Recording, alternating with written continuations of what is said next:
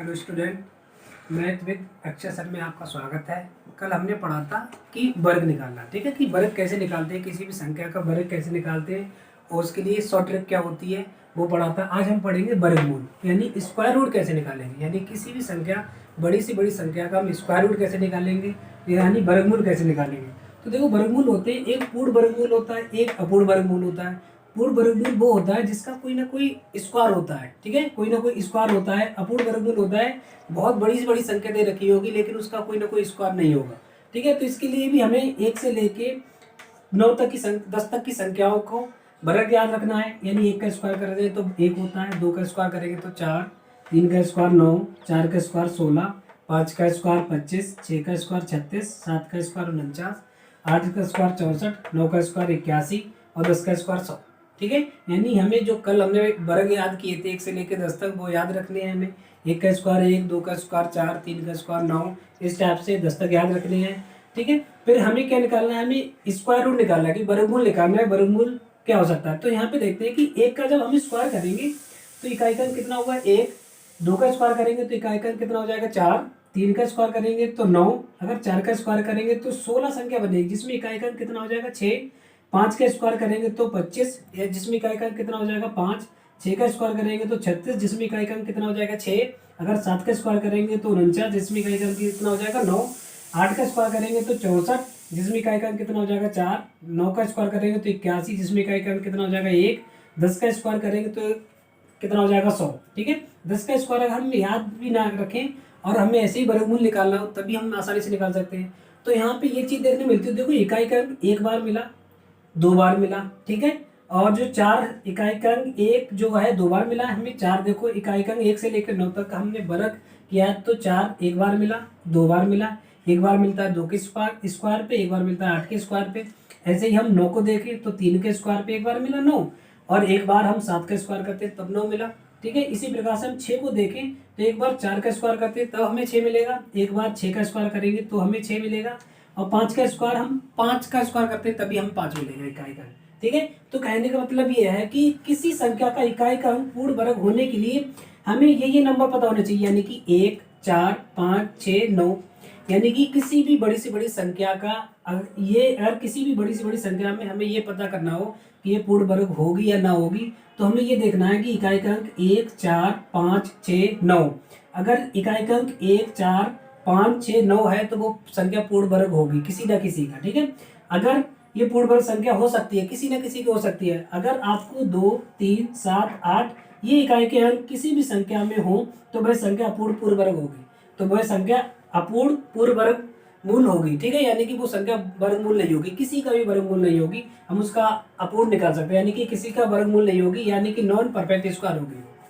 समझ में आया। यानी कि इसके लिए हमें याद रखना पड़ेगा 1, 4, 5, 7, 9, यानी कोई भी संख्या दे रखी हो, अगर 23, 78 आपको याद रखना है, 23, 78 कोई भी बड़ी से बड़ी संख्या दे रखी है, 5, 2, 3, 4, 7 ये संख्या दे दी है, ठीक है। लास्ट में देखो 7 दिख रहा है, तो ये किसी ना किसी भी संख्या का पूर्ण वर्ग नहीं होगी, परफेक्ट स्क्वायर नहीं होगी, ठीक है। तो यहाँ तक समझ आया कि वर्गमूल कैसे निकालते हैं, पूर्ण वर्गमूल और अपूर्ण वर्गमूल। इसके लिए हमें 1 से लेकर 9 तक की संख्याओं का वर्ग याद होना चाहिए, और इसमें ये भी पता होना चाहिए कि किसके इकाई के अंदर में अगर ये संख्या आ जाए 1, 4, 5, 9, 6, 9, तो वो संख्या किसी न किसी का पूर्ण वर्ग हो सकती है। और जिस भी संख्या के लास्ट में इकाई का अंक 2, 3, 7, 8 ये आ जाए तो वो संख्या पूर्ण वर्ग नहीं हो सकती, किसी का भी पूर्ण वर्ग नहीं होगी, ठीक है। तो इसके लिए याद करने देखते हैं हम मतलब किस टाइप से आगे निकालेंगे।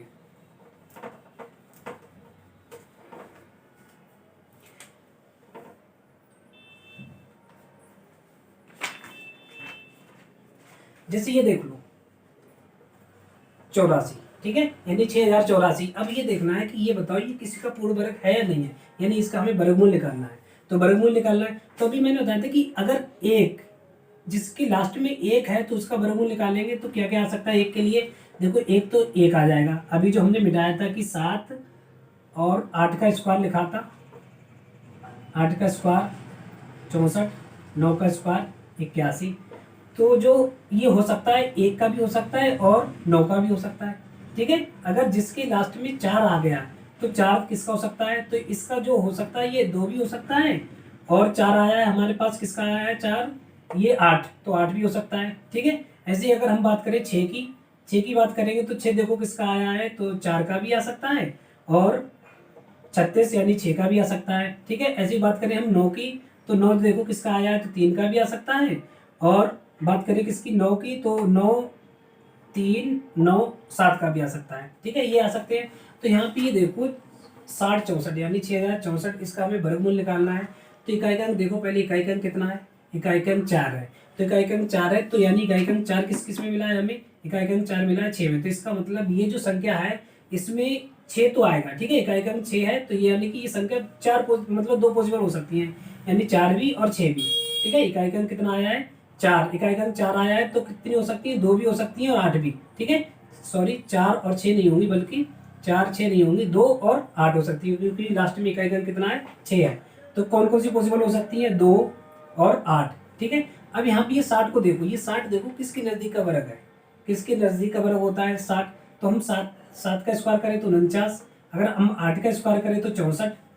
ठीक है, तो इनके बीच में, इनके बीच में ही तो 60 होगा, यानी कि 7 के स्क्वायर में 8 के स्क्वायर में 64 होता है 8 का, और 7 का 49 होता है। तो सबसे छोटी संख्या ले लेते हैं, यानी कि सबसे छोटी संख्या कितनी है 7। तो ये हो जाएगा 72 भी हो सकता है, 78 भी हो सकता है। समझ में आया नहीं आया कि 60 और 84 का निकाला, तो इकाई का अंक देखो पहले कितना है 4, 4 है इकाई का अंक। तो हमारा जो इकाई का अंक 4 होगा तो वो किसका हो सकता है, जिसमें इकाई का अंक कितना होगा, 2 भी हो सकता है 8 भी हो सकता है। 2 2 लिख लिया, 8 लिख लिया।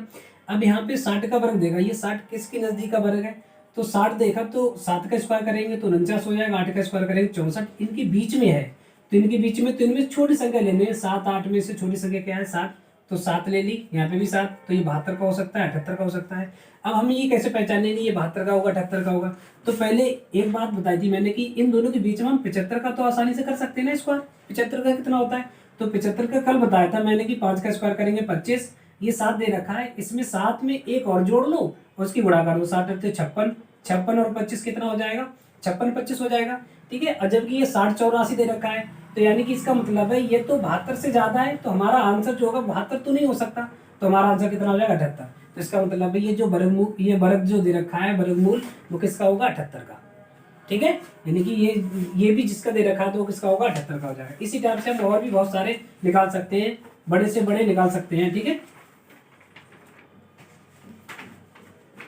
जैसे हमें निकालना है 18,769। ठीक है, इसका वर्गमूल निकालना है। तो देखो इकाई का अंक, पहले देखो इकाई का अंक कितना है 9। ठीक है, इकाई का अंक 9 किस में आया है, तो पहले ये देखो कि इकाई का अंक 9 आने के लिए एक आना, मतलब कि इकाई का अंक 9 तब आएगा जब लास्ट में अगर इकाई का अंक 9 दे रखा है तो क्या आ सकता है 3 और 7, तो इसमें क्या आ सकता है 3 आ सकता है और 7 आ सकता है। ठीक है, यानी कि लास्ट में इकाई का अंक अगर वर्गमूल निकालना हो, इकाई का अंक 9 दे रखा हो तो क्या आ सकता है 3 और 7 आ सकता है। 3 7 आएगा, तो मैंने बताया था कि 2 डिजिट लेना, यहाँ पे 3 डिजिट ले लो। ठीक है, 3 डिजिट ले लो तो ये 187 हो जाएगा। 187 देखो किसका वर्ग होता है, किसके नजदीक का वर्ग है 187। ठीक है, 187 तो 13 का स्क्वायर कितना होता है, 13 का 169 होता है। अगर 14 का स्क्वायर करेंगे तो हो जाएगा 196, इसके बीच में है 187। तो इसका मतलब है हमें छोटी संख्या लेनी है, तो 13 ले लेंगे। ठीक है, तो 13 यहाँ पे भी और 13 यहाँ पे भी, यानी 133 हो जाएगा, 137 हो जाएगा। ठीक है, अब इनमें इनके बीच में या तो 137 हो सकता है या तो 133 हो सकता है।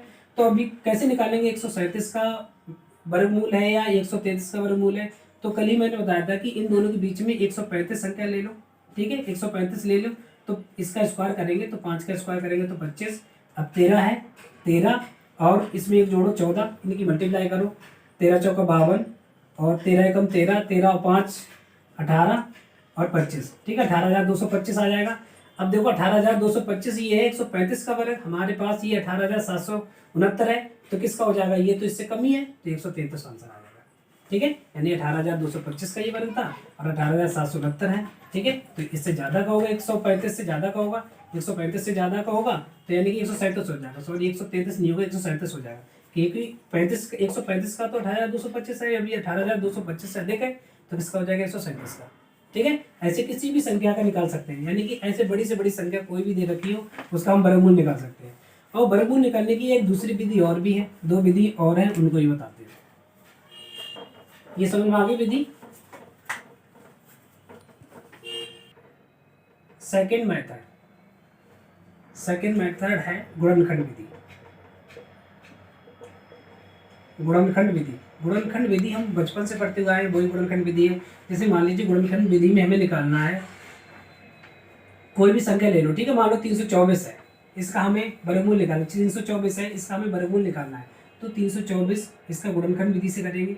तो 2 से काटो इसको पहले, ठीक है, 2 से काटोगे तो 2 एकम 2, 2 छक 12, 2 दूनी 4, फिर 2 से काटो, 2 अट्ठे 16, 2 एकम 2, फिर 3 से काटो, 3 दूनी 6, 3 सत्ते 21, फिर 3 से काटो, 3 दूनी 27, फिर 3 से काटो, 3 तिया 9, फिर 3 से काटो, 3 एकम 3, फिर इनको लिख लो, यानी कि रूट में 324 वर्गमूल, तो ये 2 गुणा 2 गुणा 3 गुणा 3 गुणा 3 गुणा 3।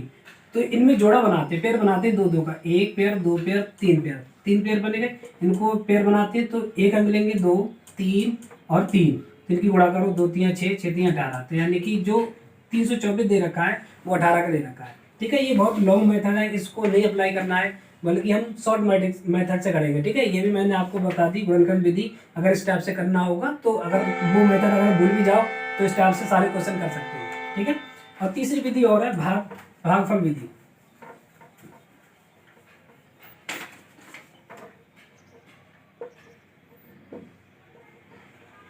थर्ड मेथड भाग विधि।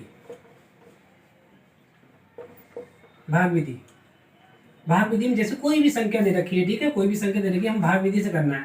जैसे 1024 ले लो, ठीक है, ये 1024 ले लो, इसे वर्गमूल निकालना हमें, तो भाग विधि से निकालो, तो 1024 लिखो, पीछे से पेयर बनाओ, 2 2 के पेयर बनाएंगे, ठीक है, 2 2 के पेयर बनाएंगे। अब ये 2 2 के पेयर बनाएंगे, यहाँ पे टेबल इस पे पढ़ना है, टेबल 10 में ऐसे नंबर का टेबल पढ़ना है कि जो नंबर यहाँ पे आए वही नंबर यहाँ पे आए। तो इसमें 3 3 पढ़ सकते हैं, 3 3 9, 9 यहाँ पे आ जाएगा, 3 यहाँ पे आए, 3 यहाँ पे आया, 9 हो गया। तो 3 और 9 में 10 में से 9 घटाएंगे तो 1 आ जाएगा, ठीक है। और ये 3 जो यहाँ पे लिया तो वही 3 यहाँ पे जोड़ देंगे तो 6 हो जाएगा।